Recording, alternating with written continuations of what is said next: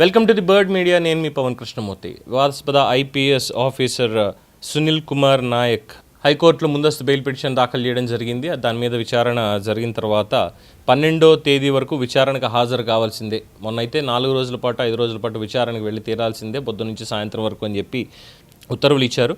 So దీంట్లో రఘురామకృష్ణరాజు గారి custodial టార్చర్కి సంబంధించినటువంటి దాంట్లో ఈ విచారణ అర్హత మీద బెయిల్ పిటిషన్ విచారణ అర్హత మీద హైకోర్టులో విచారణ జరిగింది. ఈ నెల 12 వరకు సునీల్ విచారణకు హాజరు కావాల్సిందని హైకోర్టు ఆదేశాలు జారీ చేసింది. గతంలో ఇచ్చినటువంటి ఆదేశాల మేరకు సునీల్ నాయక్ విచారణ ఇవాళతో ముగిసింది. బట్ ఇంకా అడిషనల్గా దీనికి సంబంధించి విజ్ఞప్తి చేస్తే దానికి సంబంధించినటువంటి ఉత్తర్వులు జారీ చేస్తూ బెయిల్ పిటిషన్ విచారణను కూడా 12కి వాయిదా వేసింది.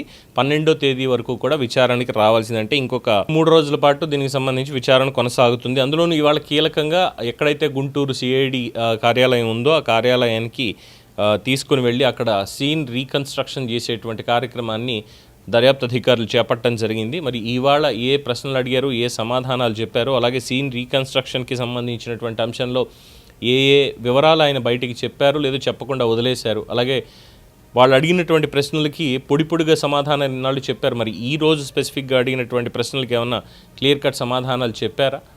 ఆ చెప్పడం వల్లే ఇంకా దీనికి విచారణ ముందుకు తీసుకెళ్ళాలి అని చెప్పి అధికారులు కోర్టుకి విన్నవించారా? దాంతో 12వ తేదీ వరకు కూడా విచారణ కొనసాగాల్సిందే. బెయిల్ పిటిషన్ కూడా ఆ రోజే విచారిస్తామని చెప్పి హైకోర్టు చెప్పినట్టుగా భావించాలి.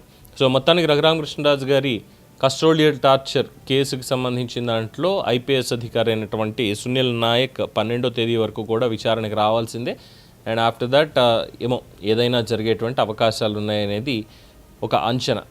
అలాగే ఇక మిగతా వాళ్ళు కూడా ఇందులో ఎవరెవరు పార్టిసిపేట్ చేశారు ఏంటి, ఈ కేసుని త్వరితగతిన క్లియర్ చేయాల్సిందే, ఎవరైతే పార్టిసిపేట్ చేశారో వాళ్ళందరినీ కూడా శిక్షించాల్సిందే అని చెప్పి పోలీసులు ఒక పక్కన ప్రయత్నం చేస్తున్నారు.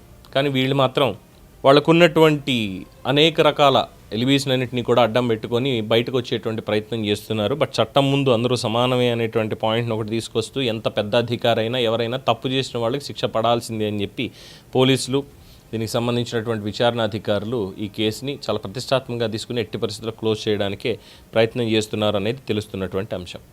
ఇది సునీల్ నాయక్కి సంబంధించినటువంటి flash update. For more updates keep watching the bird media.